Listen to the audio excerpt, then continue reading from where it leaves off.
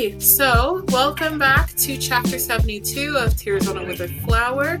We are going to go into a little bit of a semi-quick chapter recap today, and not so semi-quick. So we started off with the chapter with Naheso actually looking for an apartment, and she realized that all of the apartments are extremely cramped. So there was one with a bathroom and a kitchen combined. There was one where it's like literally a 2-bedroom, quote unquote, and it's 1 bedroom.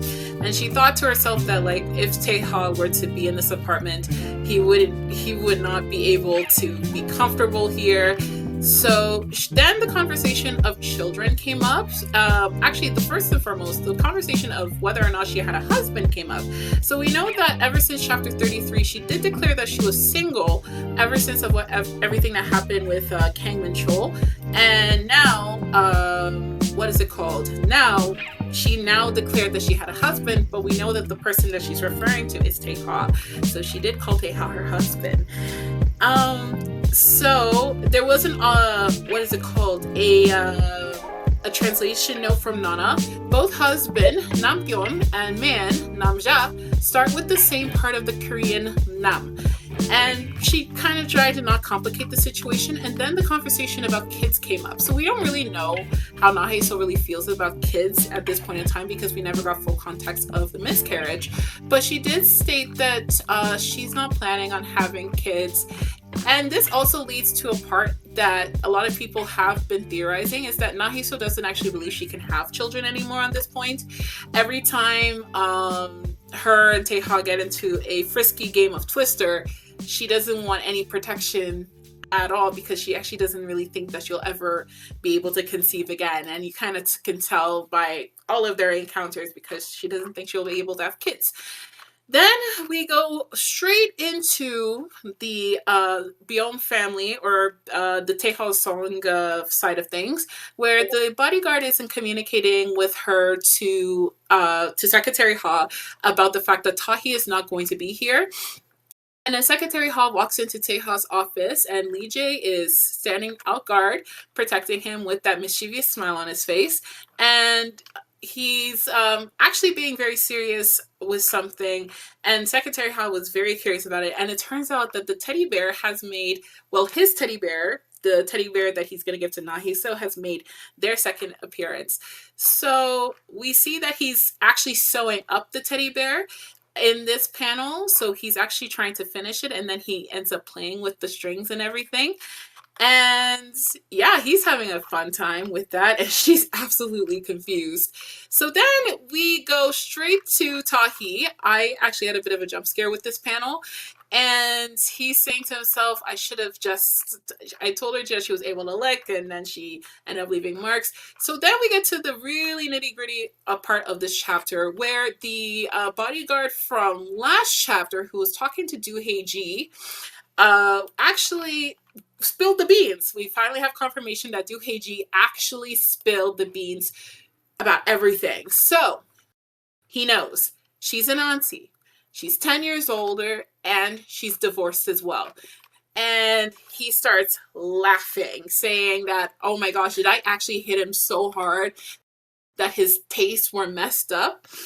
And obviously, every time Tahi decides to speak, an angel dies. So he's like, I didn't know my little brother was living a quite heated life. Like, if she were just some ordinary woman, she wouldn't even be worth using as leverage in front of the chairman. So he doesn't even want to use her as any sort of leverage.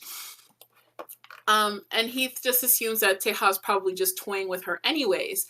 So he's thinking like, oh my gosh, this is not going to last at all. And he says like, I'll give it 3 months tops. But we know that this has been going on for a lot longer than 3 months. That's for sure. So the bodyguard suggests like, should we just leave it be? And then he's like, no, I still want to see her face once. And then we transition to Naheso, like he's very curious and how thick-skinned a divorcee is, hooking up with a guy 10 years younger. And he thinks that like now things are finally getting interesting. And I think he's voicing both the opinions of himself, but also the audience, because the fact that now he's within the fray. So now we transition to this panel, and I was kind of confused when I was seeing the Korean Neighbor version because I was like, oh, who is this guy? But it's just a random person who's actually near the motel. So he was trying to, light up a cigarette. And then obviously the duo, the myths, the legend, um, Taeha and Lee Jae kind of help the guy out, looking scary as ever. We get a transition down to the motel job that Naheso still works at, and Taeha does text her, and she does respond actually very quickly. And she did state that it was a few days that she last saw Byung Taeha, and she was talking about how during her free time, all she's really been doing is house hunting so she can be able to find a house. Then we see that she's now doing her next favorite hobby, nesting. If you read BL, you'll know what nesting is. And I read BL now. I'm now joining the committee of people who read BL. And yeah, I would call it this is nesting. She has replaced her thermals with Teha's shirts and her blanket with Teha's clothes, and likes to have Teha's suits to just sniff at the end of the night. I don't know. Girls down bad. I can't. Well, good for her. Then we get one of my favorite panels within the series again, where we have like a metaphorical statement in the form of panels. We have the old voodoo doll that is back from chapters 33 and chapter 26 and chapter 67, now actually tied up with its heart. So it's now symbolized that Naheso's heart has been repaired. And we end up having a switch to this panel where Naheso is actually sleeping on Teha's lap. So he's pretty much her protector now. And I really like this panel. This is one of my favorite panels ever. I'm going to actually sit down and make an analysis, and I'm going to DM Sora to help me. But she said it to herself, like ever since she met Teha, she said a few problems have arisen, and she said that she's been slowly been tamed by her affection, and every time he has left, even for a few days, she felt hurt like a little child. We have a parallel to chapter 67, where instead of Naheso now ignoring Teha, she actually notices. So Teha comes up, she asks about a room, the last one, and then he mentions about the story she said about the motel being haunted. And since he's scared, can you let me sleep with him? And I was just like, wow, things never cease to amaze me. But then, as the cherry on top ends, we see Director Baek again, and she comes running into the chairman's office, and we see Taeju again in this chapter as well.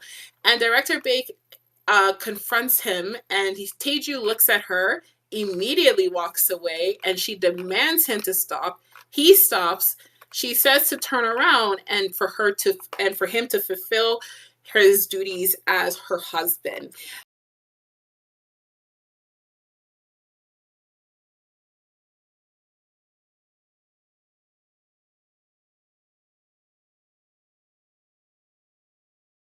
All right.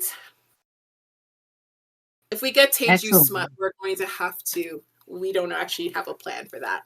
Sorry. We need an emergency. We'll have a meeting about a contingency plan, because there's going to be a lot of foaming at the mouth, and I'm going to be honest and real with you. The foam will also come from me, so I'm not going to act like I'm a sane person. What I want to see, you know that, right? And I know Yeah, I will be mentally gone if we get Teju smut, but I'm not going to be mad at it. No, So I said I'll have to control these two. I already said that to myself. the leash is ready, honey, because I have everybody's the gonna leashes do ready to some go. feather to bite on. I don't think I can actually. I look. You guys can do whatever you want. I'm proud of y'all. You guys are probably gonna get it anyways. I didn't actually thought we were gonna see it today. So yeah. My first question to everyone: are you not entertained? Mm. oh, I personally Mm. am very entertained because we finally got some kind of interaction between the two of them. And may I Yes. just Mhm. say what an epic RBF Director Bake has? I Yes. mean, that is some Resting very bitch. RBF And that is I resting bitch face for those that don't know what that means. Yeah. No, but the flow of the story has turned dramatically ever since chapter Mhm. 71. Now this is the second time that we've actually had something pretty big happen within the chapter. Tahi now fully knows about Naheso and who she is. So now we're just waiting for him to actually know about the relationship. But other than that, director Bake has finally made her grand entrance into the story. And Thank we can already see God. that she walks that man like a dog. Yeah, she Good for does. her. Good for her. Honestly. Yes. I mean, you know what? The best way to begin with the like real conversation and the meat and potatoes of this chapter is with the beginning. So you already pointed out with your overview, Study Bunny, that Naheso went looking for an apartment. Mm-hmm. Now, there has been in that search that she was having, a lot has been unveiled about her inner thoughts. One of those is the evolution of her view of her relationship with Teha. She went Yes. from, being married by chapter 1 to being divorced by chapter 23, and very recently confessing to a stranger stalker that she was dating someone hotter, younger, and better than him, and now she's admitting to a realtor that she's married. What do we think of the evolution of Hazel's view of her relationship with Taya? Mm-hmm. Mm-hmm. I'm very was more impressed with that paneling that we got with the teddy bear, and then I really hope we can have like a full on discussion about this particular panel, the one where Naheso is on his lap and he's literally protecting, Yes. and I'm just like, I can see this actually being a canon event within this series because she's so relaxed. We don't really get to see Naheso just fully relaxed and vulnerable like this. But also Teha Mm-hmm. also has a sense of calm seeing Naheso by his side like this. And I'm just like, this has to be a real thing. This has to be something that is real. We had a parallel back to chapter 67 that also showed the improvement of how Naheso reflects on Teha in her life. And yeah, there were so many goodies in this chapter. Mhm. So Lena says, I feel like I'm getting edged to oblivion. Part of me wants the plot to hurry up and tie some strings / answer some questions, but like new strings keep popping up in the process and it's forcing me to enjoy the journey rather than the destination. I feel like that is something that we all have been learning ever since this manual has come out. We're so used to Like, instant gratification and we're so used to things being solved so quickly. Instead of actually enjoying the journey of going it through together, we're just like, oh my gosh, I just want to see the ending. I just want to see the ending. And I realized that I was just like, I actually like seeing the journey. I like doing this with you guys. This is like one of the things I look really forward to every week. Like, oh my gosh, it's chapter day. I get to discuss all of this with you. Yeah, so quick for the happy ending when we're not actually seeing the progress and the process of characters just developing from where they are. If we saw how Naheso was in chapter 1, she didn't even consider the possibility of ever leaving Minchol ever in her life, despite the fact that the relationship was hurting her. Now we see her fully moving on towards this new relationship and even recognizing that some things have changed within herself. We see that development with Naheso. I knew for a fact that the Naheso we saw in chapter 1 and the Naheso that we're going to see by the end of this mono are going to be two completely different people. But we're going to actually be able to see how well, like how amazingly she has been able to blossom from being this withered flower. Like the character development in all the characters, in the even when Sora posted up her entire analysis of the entire story up until this point, and I do highly recommend you guys give it a read. It's one of the threads within the Theories channel and the chapter in the deep discussions. She even said, even Teha's view of even just fully allowing himself to trust Naheso, especially in the last chapter, even though he recognizes there is a potential chance that Naheso will never forgive him for everything that he has done, especially with lying about the relationship, shows that there has been a build of trust between these two individuals that is just so gratifying to see. And yeah. when they finally Mm-hmm. become a comfortable. It's not going to be like, oh my gosh, we got to have that gratification. We actually feel confident as an audience that this is going to be a lasting relationship, because we have a woman who is now entering her mid-30s, and she probably had the desire for a comfortable life with kids, a comfortable marriage. And I think I can speak for the entire fandom that all we want is for her to be able to have that in the end, if she chooses to. If she wants, as long as she gets to be happy, relaxed, and everything, no matter how long that journey takes for Naheso, as long as she's able to achieve that, that is something that we all want to see from her. And her making those baby steps is something that I just feel so proud of her every single day. Because, yeah, I saw her nesting and I was like, girl, you're down bad. But you know what? I was so happy. I was so happy because I was just like, she's allowing herself to be a bit crazy. And She sometimes, is. And yes, I and and I also wanted to add real quick that I really think it's appropriate here that a lot mhm, of this is happening. And I know we kind of touched on this like in the past, where some of this is happening like during the season. Like we mhm, had like winter, when everything is like cold and gray and drab, and then like now, we're getting into spring and we're seeing Mhm. her warming up and she's starting to blossom, because I mean that's what happens in winter. Like everything, withers away because it's just waiting for spring. So mhm. I really like that we're seeing that here. And I also wanted to point out one really quick thing here. So in the chat, Chrissy posted a picture of Hey Sue like lying down, and um oh god, Teha, he's with his gloved hand, he's kind of like caressing her cheek, moving her hair out of her face.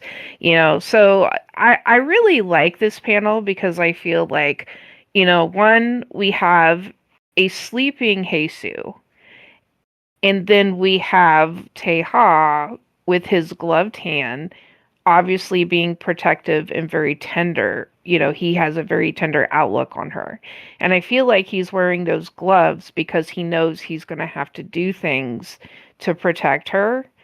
Mhm. And he's trying to hide that. So I Yeah. don't know. Maybe I'm just looking deeper into it than what I should, but I feel like there's a lot of symbolism, like, in that panel and then the one where she's like laying on him on the couch. There's, and you touched on a lot of it. Like there's a lot of symbolism here. Like if you like look at him, he's in a very like relaxed but protective stance. She's like laying down. If you look at the couch looks very luxurious. Mhm. It's got that like quilted, high quality, very classy, plus you have like a very slight outline around Teha, almost like a guardian angel, maybe. Mhm. And again, this is my art background coming out, so please don't mind me. But like there's just a lot going on like in that picture right there. Even with the way that like the clothes are draped around her. Like, like things are covered up. So it's just I don't know, it's just a very, very good panel. I just can't say enough good things about it. So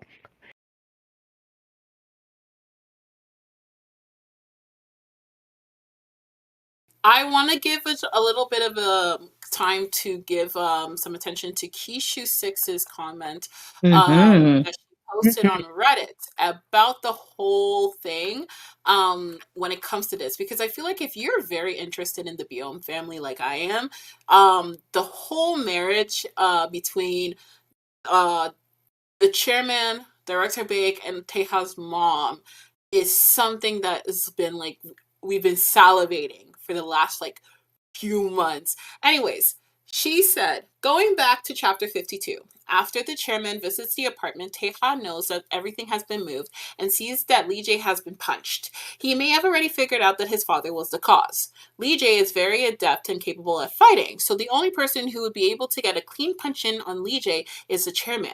The chairman had not visited the apartment before, so how would he know where everything is supposed to be placed? Why would everything be amiss in the apartment unless all it had been moved? Taeha may have deduced that the exact scene that occurred based on everything being in the correct place and the way Lee Jae is acting. The only character familiar enough to move everything and place it back is Lee Jae. Lee Jae never had to move anything because his boss is the chairman, but deep down he is a softie for Taeha, maybe due to his own situation, even if Taeha keeps everyone at arm's length. This gesture really tells us that he can be trusted as long as he receives a paycheck. Another question that I have is why the chairman didn't fire Lee Jae after this. If all he wanted was a loyal dog, he would have been fired that night for hiding evidence and keeping information from him. Instead, Lee Jae got away with only being hit as far as we know. This screams that in order to keep up appearances, Lee Jae had to be punished. It suggests to me that the chairman wants someone Taeha can trust by his side, and Lee Jae had been passed the test. Congrats, Lee Jae! You won a knuckle sandwich! I think based on this, unless the chairman decides to shake things up, we can depend on Lee Jae. Kishu 6, you bring up an important point that happened in chapter 51. The chairman was saying that I heard that you became my son's right-hand man. And I think Peiju is very aware that Taeha's an introvert, but also Taeha is extremely lonely and doesn't have actually anybody to trust. Because he was kind of hoping that there was going to be someone, especially in the world of like chaebols and stuff, if you are so rich, you can't actually have someone that you can dependently trust to actually be someone that you can actually lean on to do stuff for you. So I bet the chairman was thinking in this moment, like, okay, in order to keep up appearances, I have to punch this guy. But in reality, he's happy because he knows that his son gets up to weird stuff all the time. And the thing is that he knows that he wasn't able to successfully stop everything. So he said, you seem to have gotten quite close with my son. I don't think he was pretty pissed about it. And he's like, he said, I'm sorry. And he's like, I see, it looks like he's seeing someone. And he's like, why do you seem surprised when a man starts acting out of character? What else could it be but a woman? So he already clocked he already clocked the game from time. He was just like, my son's weird as hell, but he's acting even more weird. So you know what? I know that it's a woman who's causing this. And we already saw that one of his investigators is in, was in front of Nahiso's house in chapter 47. And we know that investigator probably did not see Taeha coming out of the house until the very next morning. So we know that the chairman knows that his son is seeing someone and has given his flower to this somebody and is devoted to this someone and is basically this someone's puppy.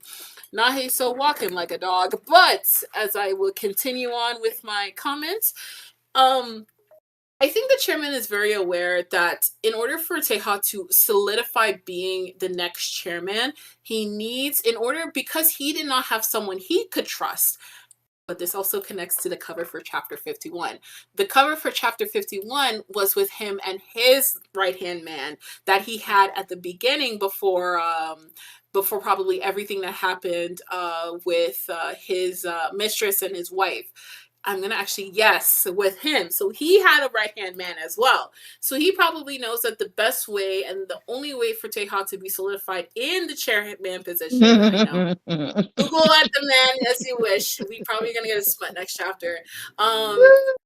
The only thing that can solidify Taeha as the next chairman is that he can have a dependent, reliable right-hand man. And that is what Taeha needed, because Taeha did not have that before chapter 13, when he met him. So because the fact that Lee Jae did the right thing by hiding Taeha's shrine, hiding everything, and he did not even know about the sonogram. The fact that Taeha knew, Lee Jae knew that as long as the first love can, subside and everything, he tried to help Taeha and is still helping out Taeha with all his hijinks and is being a real big brother to Taeha that Taeha can never be. I know Taeju deep down is actually very comforted to know that once Taeha actually takes on the position, that he's going to be okay. He has emotions because you listen. He spent at least 4 or so years of his life being praised for being the only son, the heir, everything. And then Teha came into the picture and knocked him off of his assumed So, throne, which is intimidating in itself.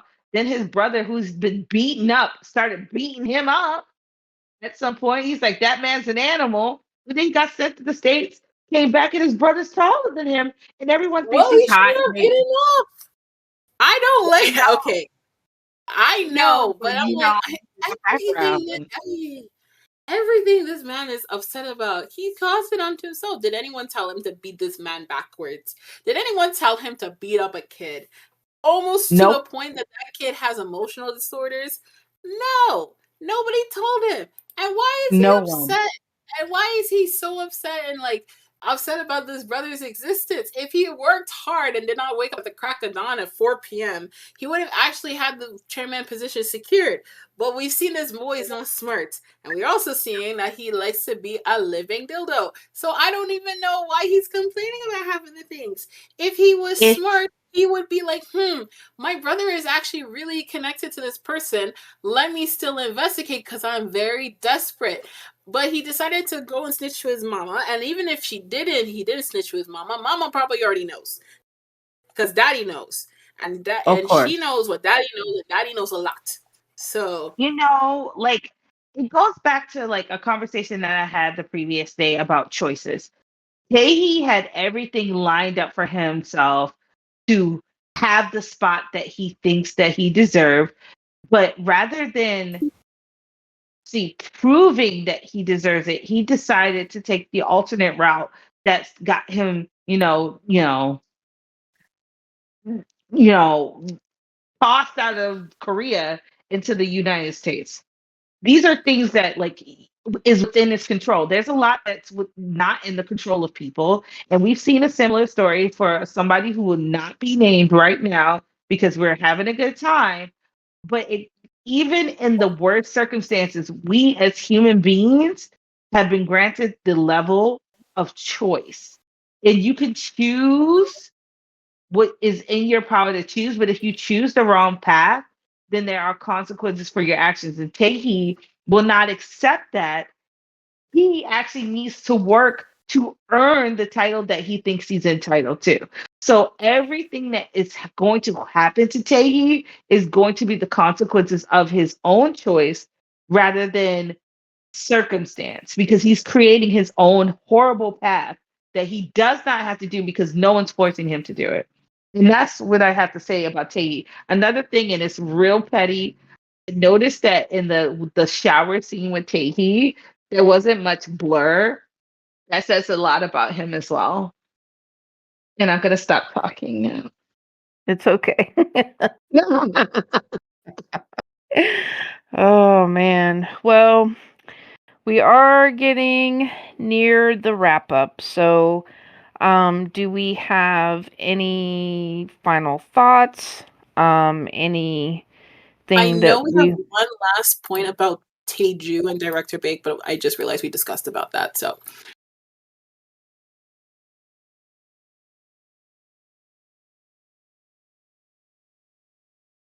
we definitely discussed it, but there's one point that we need to bring up that is just going to be our the last little bomb in the drop. So we have Teha at the motel. Do you think we're going to get the scene that we've all been waiting for from chapter 34 or no? let me put that as a poll, actually. You know what? Definitely let's put that as a poll, because if there's listen, are they going to stay at the motel or are they not? Because he's taking the last room. I hope so. Hey, Thanks, sir. Digital Girl. The director and the chairman are having a conversation. Tahi said that he wants to see Naheso just one time. He's alive. And I know someone finna talk. So then actually this brings up to something I predicted like weeks ago, like months ago, that like this is probably gonna be like the last thing, the last good moment they're gonna have with each other. And well, things are going to, while that's happening, things are actually crashing. And by the time they're done from that like little slither of heaven, mark my words, everything has been changed. Because angst incoming. yeah, the angst would have already been Nice. knocking at our front door. We'll be getting POV switches. Oh yeah, we got coming down the pipeline. But one of the things that I hope it happened in the background and shall be unveiled is that Naheso has signed a lease to get her out of that semi-basement apartment, regardless of who, what, when, where, and why. I definitely want her to leave that apartment because he is in imminent danger, whether it be from Taeju, whether it be from Minchal, whether it be from any element that can come her way. I want her to be free, and if not free, at least free of fear in the middle of the night. So that's my take. Well, more to come. What do you think, Dano? What do you guys think? You guys can put it in the chat. I'm about to put up a poll. So Oh, you're making the poll now. yeah. Chapter 34, reenactment or no? I love a poll. No, that doesn't sound right. Anyway, Hey, there's nothing wrong with that. indeed, we don't have to I worry mean, about that from Tae, though. Womp womp. yeah. Sorry. Apparently, I mean, he must be doing something right, I guess, ish, maybe. Maybe. Question The mark. pictures. The pictures.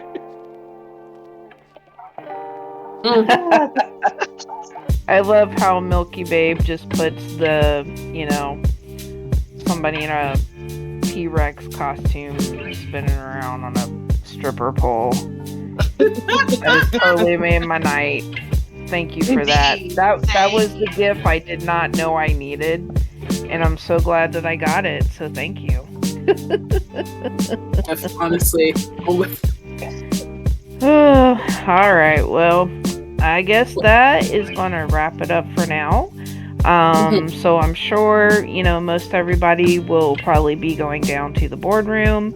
So thank you very much for joining us. It is always a pleasure to get together with everyone, to talk about the recent chapter. So, again, thank you for joining and for participating.